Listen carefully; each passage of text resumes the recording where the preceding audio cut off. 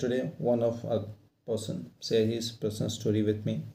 So I tell you a story. It is a story of a mother and his son. So उसकी माँ एक बच्चे का जन्म हुआ जब उसकी माँ बेहद कम उम्र की थी. She was only 15 years old when he gave birth to a child, and it was really difficult time for him, her, क्योंकि at the age of 15 people learn how to take care of ourselves. उस as में वो माँ बन गई. उसने एक बच्चे को जन्म दिया. उसके पापा जो थे वो हमेशा आउट ऑफ टाउन ही रहते थे. काम की वजह से बहुत कम ही आना होता था उनका. सो उस बच्चे का जो पहला साल था उसके ग्रैंड पेरेंट्स ने उसको पाला पोसा बड़ा किया, क्योंकि 15 साल की उम्र में उसकी माँ खुद सीख रही थी कि खुद का ध्यान कैसे रखें. सो टाइम हैज़ पास्ट. एक 2 साल उस लड़के को हुआ एंड हिज मदर डिसाइडेड कि वो सिटी जाएगी अपने लाइफ को सस्टेन करने और अपने लाइफ को बनाने. उन्होंने सिटी गए, रूम रेंट लिया, वो रहे. फिर एक जगह से दूसरी जगह जाना अपने लाइफ को बनाने के लिए. वहाँ भी उसके पापा आते थे मिलने, लेकिन एज़ यूजुअल काम की वजह से ज़्यादा टाइम नहीं दे पाते थे, तो बहुत कम ही उनका मिलना होता था. सो टाइम हैज़ पास्ट.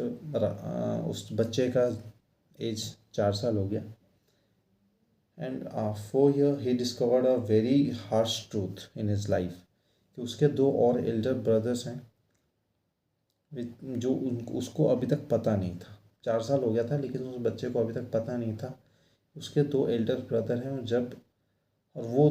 और जब उसको ये बात पता चला, and after that his elder brothers did not accept them. ना उसको ना उसकी माँ को वो एक्सेप्ट नहीं करते थे.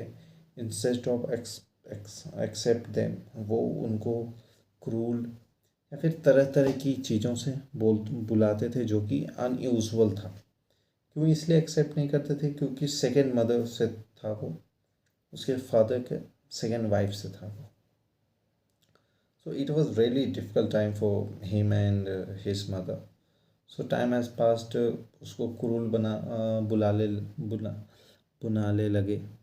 फिर very difficult time for him. And after that वो मारते भी थे वो उनकी माँ को. It was very difficult time. वो मारते थे बिन मतलब का मारना, क्रूल बोलना. He feels like a outsider. तो उनकी फैमिली ने उसको एक्सेप्ट नहीं किया था. He always feel like a वो पार्ट ऑफ फैमिली होने के बावजूद भी वो आउटसाइडर है. उसको ऐसा लगता था कि वो पार्ट ऑफ फैमिली होने के बावजूद भी वो आउटसाइडर है, क्योंकि वो उसको फैमिली में जगह नहीं देते थे. फैमिली में सम्मान, फीलिंग्स, रिस्पेक्ट नहीं मिलता था. And there the harsh reality was that कि एक दिन क्या हुआ, उनके पापा ने उस लड़के की माँ को मारा. And his father call him low born. You are low born lady. मतलब तुम बहुत ही निचले स्तर के छोटे जात के लड़की हो, लेडी हो. I can't accept you. मतलब मैं तुमको एक्सेप्ट नहीं कर सकता. एंड दैट टाइम उसकी जो मदर थी उसके दिमाग में एक ही बात आया कि मेरा कोई अस्तित्व ही नहीं. I'm not here. So at that it was really difficult time for her, because ऐसे टाइम पे लोगों को सुसाइडियल थाउट्स आते. And the change time has change. चीज़ें आगे बढ़ी, लड़के का एज ज़्यादा हुआ एंड इतने दुखों के बाद, इतनी परेशानी के बाद उसको एक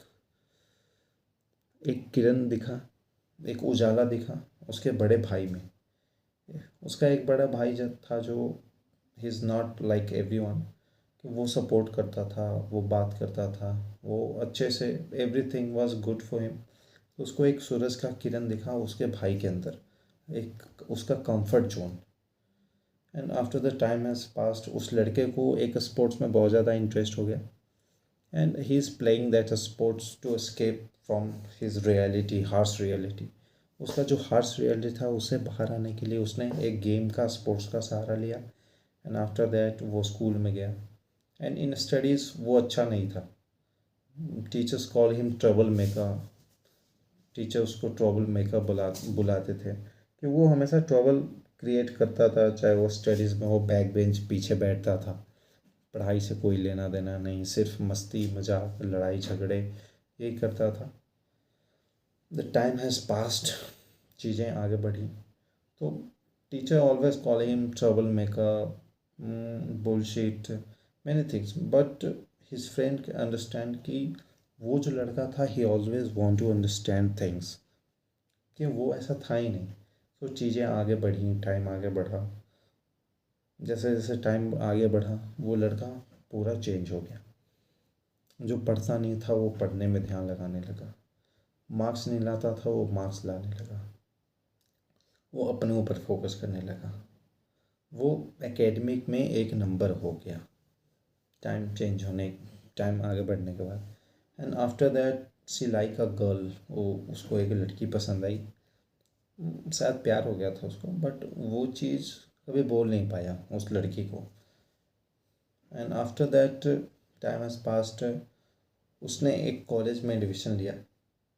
एंड जब वो कॉलेज में एडमिशन लिया तो हिज फ्रेंड, उसके दोस्ती हुई, दोस्त बने, and his friend call him topper. तो हाउ थिंग्स कैन चेंज, कि एक लड़का जो ट्रबल मेकर से टॉपर कैसे बना, जिसको एकेडमिक में कोई इंटरेस्ट नहीं था, पढ़ाई लिखाई में, वो टॉपर बन गया। जो हमेशा कभी अपनी परेशानियों को लेकर बैठा रहता था वो प्राइजेस कलेक्ट करने लगा, वो इवेंट्स ज्वाइन करने लगा, वो इवेंट्स में पार्टिसिपेट करने लगा, वो बहुत सारी चीज़ें जीतने लगा और प्राइजेस कलेक्ट करने लगा, अपने ऊपर फोकस करने लगा। तो the time has change for him and for his mother also. So the motive behind this story, it's simple. We can learn a lot of things from this story. कि the first things we can learn कि your past does not define you.